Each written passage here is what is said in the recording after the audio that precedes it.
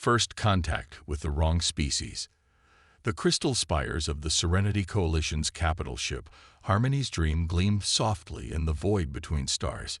Inside its peaceful corridors, beings from a dozen worlds moved with the unhurried grace that came from millennia of civilized living. Their worlds knew no storms, no predators, no harsh seasons. They had evolved beyond such primitive struggles. Ambassador Kilara of the Whisper Folk stood before the Central Council, her translucent skin glowing with nervous excitement. At barely 5 feet tall and weighing less than a human child, she was considered robust by coalition standards. Her people came from a world where the strongest winds were gentle breezes, and the most dangerous creature was a herbivore the size of a house cat. Honored Council, she began, her voice like wind chimes in a soft breeze, we have discovered something remarkable. The third planet of the yellow star system shows all signs of harboring intelligent life. Our long-range sensors detect organized settlements, complex communication networks, and what appears to be early space travel capability. Council leader Threnody, an ancient being whose people had transcended physical form centuries ago, manifested as a shimmering cloud of light. Tell us of their nature, Ambassador. Are they suitable for integration into our peaceful collective? Kilara's excitement grew. All indications suggest they are much like us, Honored One. Their radio transmissions speak of cooperation, arts, philosophy, and learning. They seem to value harmony and growth.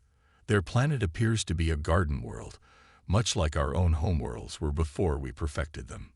The Council deliberated for mere moments before reaching unanimous agreement. First contact would be initiated with these seemingly kindred spirits. 3 months later, Captain Sarah Chen stood on the observation deck of the mining station Resilience, watching Earth turn slowly below. She had spent most of her 45 years in space, first as a military pilot during the resource wars, then as a deep space explorer. Her weathered hands bore scars from a dozen close calls, and her eyes held the steady calm of someone who had learned to thrive in humanity's most hostile frontier. The communications alert startled her from her thoughts. Captain Chen, came the voice of Communications Officer Park. We're receiving a transmission on an unknown frequency. It's not from Earth. Sarah's pulse quickened as she made her way to the communications center. Park, a young engineer fresh from the Luna Academy, looked pale with excitement and fear. Ma'am, the signal is definitely artificial. Complex mathematical sequences, then what looks like an attempt at language translation. Sarah studied the scrolling data on the screens. After 20 years of deep space work, she had seen plenty of mysterious signals that turned out to be natural phenomena or equipment malfunctions. But this was different. This had intention behind it. Patch me through to Earth Command, she ordered. Priority 1.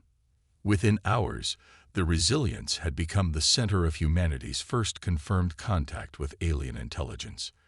The exchange of basic information proceeded slowly but steadily. The aliens, who called themselves the Serenity Coalition, seemed eager to establish peaceful communication. Sarah found herself serving as humanity's first ambassador, a role she had never imagined. The aliens' messages spoke of trade, cultural exchange, and mutual growth. They seemed remarkably peaceful, almost fragile in their communications. Their concerns centered around environmental compatibility, radiation shielding, and what they termed biological safety protocols. They seem almost afraid of physical contact, Sarah noted during a briefing with Earth Command. Every message includes warnings about contamination, atmospheric pressure, and gravitational stress. It's like they expect us to be as delicate as they apparently are.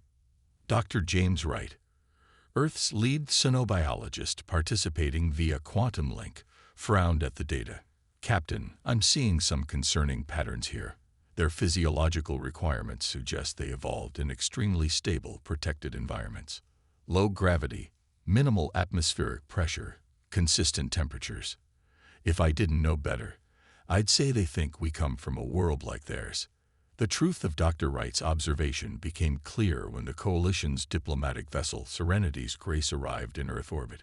Sarah found herself hosting the first face-to-face meeting between humans and aliens, and from the moment the alien delegation emerged from their environmental pods, it was clear that someone had made a terrible miscalculation. The three Coalition representatives stood nearly 8 feet tall but moved with the careful, trembling steps of beings barely able to support their own weight.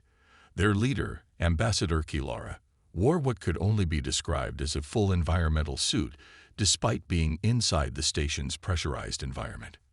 "Greetings, beings of the Third World," Kilara said through her translator, her voice barely above a whisper. "We come in peace and friendship, seeking to welcome you into the greater community of civilized worlds." Sarah extended her hand in greeting, then quickly pulled it back, as all three aliens recoiled in apparent terror. "I apologize," she said carefully. "I meant no threat. It's a gesture of friendship among my people." "Your people move so quickly," whispered Dr. Villani, the Coalition's medical officer. Even through her environmental suit, her fragile frame was clearly visible. "And your gravitational environment is so intense. How do you function under such crushing pressure?" Sarah looked around the station, confused. The artificial gravity was set to standard Earth normal, something she barely noticed after decades in space. "This is normal for us. We evolved on a world with this gravity level." The aliens exchanged what Sarah could only interpret as looks of horror. Cultural specialist Joran, the third member of the delegation, spoke in rapid, musical tones to his companions before addressing Sarah. "Forgive us, but there seems to be some misunderstanding. Our scans indicated your world was a Class J garden planet, suitable for gentle species evolution. Are you saying your homeworld naturally maintains this level of gravitational intensity?" "Among other things," Sarah replied, beginning to understand the scope of the miscommunication. "Earth has variable weather patterns, seasonal changes, tectonic activity, and a fairly robust ecosystem." Dr. Villani's readings spiked alarmingly on her medical display. "Variable weather. Tectonic activity. You mean your planet's surface actually moves and changes?" "Well, yes. We get storms, earthquakes, volcanic eruptions, floods, droughts, hurricanes, tornadoes." Sarah trailed off as she realized the aliens were backing away from her with each word. "Captain Chen," Ambassador Kilara said, her voice tight with controlled panic, "are you telling us that your species evolved on a world where the very ground shifts beneath your feet and the atmosphere regularly produces violent disturbances?" Sarah nodded, starting to grasp just how different their worlds truly were. "That's pretty much standard for Earth. We've learned to adapt to it. Humans are pretty good at dealing with changing conditions." The silence that followed was profound. Sarah could hear the quiet humming of the station's life support systems and the distant rumble of the recycling units. Finally, Joran spoke. "Captain Chen, I believe we owe you an apology. Our intelligence was incomplete. We believed we were making contact with a species much like ourselves, evolved on worlds of peace and stability. Instead, we have encountered beings who thrive in conditions that would be instantly fatal to any member of the Coalition." Dr. Villani was studying her readings with growing amazement and terror. "Your bone density is nearly 3 times what should be survivable. Your muscle mass suggests you regularly overcome resistance that would crush our strongest individuals. And these scars on your hands." Sarah glanced at her hands, marked by decades of repair work, tool use, and the occasional accident. "Just part of life. You learn to be careful, but sometimes things happen." "Things happen," Ambassador Kilara repeated slowly. "Captain Chen, on our worlds, things happening usually means a pleasant surprise or a minor change in schedule. You speak of it as if you expect your environment to actively attempt to harm you." "Not actively," Sarah said with a slight smile. "Earth isn't malicious.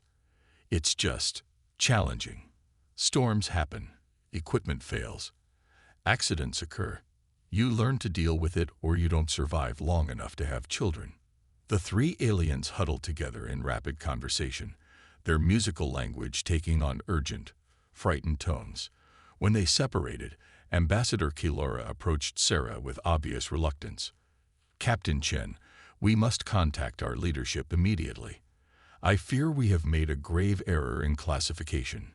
Your species is not what we expected to find, and our council must be informed that we have made contact with beings from what we would classify as a death world." Sarah felt a chill of apprehension.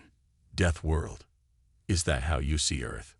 "Captain," Dr. Villani said gently, "your homeworld would kill any member of our species within minutes of exposure. The gravitational stress alone would collapse our skeletal structures. The atmospheric pressure would rupture our organs. The temperature variations you describe as normal would freeze or cook our biological systems. And that's before considering the moving ground, violent weather, and unpredictable environmental hazards you mentioned so casually." From our perspective, Joran added, "Your species has evolved in conditions so harsh that you have become something unprecedented in our experience. You are Deathworlders, Captain Chen. Beings forged in an environment that would be classified as unsurvivable by every standard we know." Sarah absorbed this information slowly. "And is that a problem?" The aliens exchanged another series of worried looks. Ambassador Kilara's response was diplomatically careful, but couldn't hide the underlying concern. "Captain Chen, in the entire history of the Serenity Coalition, we have never encountered a species capable of surviving in such extreme conditions. We simply don't know what this means for potential relations between our peoples. Your physical capabilities alone suggest you could pose an existential threat to any of our member species, even without any hostile intent." As the implications sank in, Sarah realized that first contact had taken an unexpected turn. Humanity had reached out to the stars seeking friends and partners, only to discover that their new neighbors saw them as terrifyingly dangerous monsters from a hellish world. The next few hours would determine whether this first contact would lead to friendship, fear, or something else entirely. When gentle beings learned about Deathworlders, the emergency session of the Serenity Coalition High Council convened within hours of Ambassador Kilara's report. Representatives from 47 worlds materialized in the crystal chamber aboard the capital ship, their forms ranging from energy beings like Council Leader Threnody to the more physically substantial species like the gentle swimmers of Aquinas Prime. Admiral Whisperwind of the Coalition Defense Fleet, himself considered unusually militant for favoring defensive preparations over pure pacifism, studied the data with growing alarm. His people, the Sky Dancers, were among the more physically robust of the Coalition species, evolved on a world with actual weather patterns, though nothing approaching Earth's violent extremes. "The implications are staggering," he reported to the Assembly. "These humans possess physical capabilities that exceed our most extreme projections for survival in hostile environments. Their bone structure could withstand forces that would pulverize our strongest warriors. Their muscle density suggests they'd regularly overcome resistance equivalent to our emergency life support systems operating at maximum capacity." Healer Moonbeam of the Crystal Gardens, the Coalition's most respected expert on biological systems, manifested her concern through shifting patterns of light. Most disturbing are the medical scans Ambassador Kilara managed to obtain. These beings show evidence of surviving trauma that should be instantly fatal. Bone fractures that have healed and strengthened. Tissue scarring indicating recovery from wounds that would kill any of our species. They appear to routinely survive experiences we would classify as catastrophic system failures. Council Leader Threnody's luminous form pulsed with uncertainty. "The question before us is clear. Do these Deathworlders represent a threat to the peace and safety of our coalition?" Back on the mining station Resilience, Captain Sarah Chen was dealing with her own crisis of understanding. Dr. James Wright had arrived via emergency transport shuttle, bringing with him a team of Earth's best xenobiologists, linguists, and diplomats. The human delegation now outnumbered the alien visitors, though the size difference made the station feel crowded with giants. "Captain Chen," Ambassador Kilara said during their second formal meeting, her voice even more strained than before, We have received instructions from our High Council. They have concerns about the safety implications of our contact. Sarah had expected this. What kind of concerns? Dr. Villani stepped forward, her medical scanner still recording everything about the human presence. Captain, perhaps we could demonstrate the differences between our species with a simple comparison. Would you be willing to undergo some basic physical assessments? Dr. Wright nodded to Sarah. It might help them understand we're not the monsters they seem to think we are. The demonstration began simply enough. Dr. Villani asked Sarah to lift a small container from their ship, something that weighed approximately 10 pounds by Earth standards. Sarah picked it up easily with one hand. All three aliens immediately backed away in alarm. That container, Dr. Villani whispered, requires our strongest load-lifting equipment to move safely. You manipulated it as if it were weightless. Sarah set the container down carefully. It's just 10 pounds. That's not particularly heavy for a human. 10 of your weight units, Joran calculated rapidly, equals approximately 60 coalition standard mass units. Captain Chen, you just lifted something that would require 3 of our people working together with mechanical assistance. The cultural misunderstandings deepened when Dr. Wright decided to show the aliens some basic human activities via video recordings from Earth. What he intended as a display of human cooperation and achievement had the opposite effect. The aliens watched in horrified fascination as humans engaged in activities they found incomprehensible. A construction crew working in the rain sent Dr. Villani into near panic as she watched humans functioning normally in what she saw as a catastrophic water bombardment event. A soccer match looked to the aliens like ritualized combat between competing warrior tribes. They willingly subject themselves to high-velocity projectile impacts, Joran observed, watching a baseball game. And the crowd celebrates these collision events. The precipitation tolerance is what concerns me most, Dr. Villani added, still fixated on the construction footage. They continue normal activities while their environment dumps liquid from above. This would be considered an emergency evacuation scenario on any of our worlds. Ambassador Kilara was studying footage of a beach scene with particular intensity. Dr. Wright, these humans are exposing themselves to direct solar radiation without protection, and they appear to be enjoying the experience. Sunbathing is a recreational activity, Dr. Wright explained. Humans need some solar exposure for vitamin D synthesis. Direct stellar radiation for recreational purposes, Kilara repeated faintly. They seek out exposure to energy levels that would cook our tissues. The breaking point came when Captain Sarah Chen received a minor cut on her finger while operating a console. She barely noticed the small injury, absently putting the cut finger in her mouth to clean it while continuing her conversation. The alien reaction was immediate and extreme. All 3 coalition representatives activated their emergency protocols, sealing their environmental suits and backing away as their medical alarms began sounding. Captain Chen, Dr. Villani called out in panic. You're bleeding. We must evacuate immediately and get you to medical treatment. Sarah looked at her finger, confused. The tiny cut had already stopped bleeding. It's fine. Just a small scratch. Fine. Dr. Villani's voice cracked with strain. You've suffered tissue breach. Your circulatory system has been compromised. How are you still conscious? Dr. Villani, Sarah said gently, this is barely even an injury. It'll heal completely in a day or 2. The silence that followed was broken only by the rapid beeping of alien medical equipment. Finally, Ambassador Kilara spoke. Captain Chen, on my world, any breach of the circulatory system requires immediate emergency intervention. Such injuries are often fatal.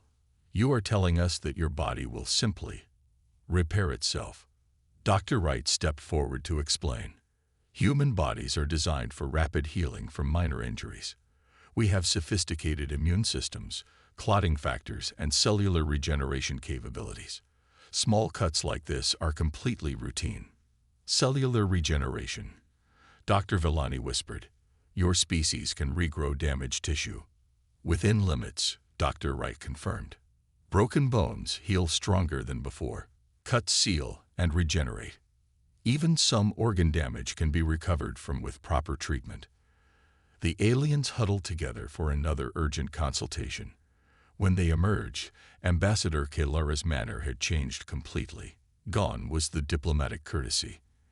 In its place was the careful wariness of someone addressing a potentially dangerous predator. Captain Chen, Dr. Wright, we must be completely honest with you. Our High Council is deeply concerned about the implications of contact with your species. You possess physical capabilities that far exceed anything in our experience. Your casual descriptions of your world and your activities suggest you are capable of surviving in conditions that would be instantly lethal to any coalition species. Sarah felt the conversation slipping away from friendship towards something much more dangerous. Ambassador, we mean no harm to you or your people. We're here seeking peaceful contact and cooperation. We understand your stated intentions, Joran replied carefully, but you must understand our position. From our perspective, we have made contact with beings so physically superior to us that you could destroy our entire civilization without even intending to do so. Admiral Whisperwind's voice suddenly filled the station as he opened a communication channel from the Coalition fleet. This is Admiral Whisperwind of the Coalition Defense Fleet. All vessels are to maintain safe distance from the human station pending further evaluation. Sarah felt a chill of apprehension. Admiral, we pose no threat to your ships or your people. Captain Chen, the Admiral replied, with respect, you may not intend to pose a threat, but your mere existence challenges every assumption we have made about the limits of biological evolution. We must proceed with extreme caution. The situation was spiraling toward disaster when an unexpected event changed everything. A cascade failure in the station's primary power grid sent emergency alarms throughout the facility. In the sudden crisis, the careful diplomatic protocols were forgotten as everyone focused on survival. Sarah and Dr. Wright immediately began emergency procedures, their movements quick and efficient. They worked through the hazardous conditions without hesitation, repairing damaged systems while toxic fumes filled the air and electrical hazards sparked around them. The aliens watched in amazement as the humans calmly performed what would have been impossible heroics by coalition standards.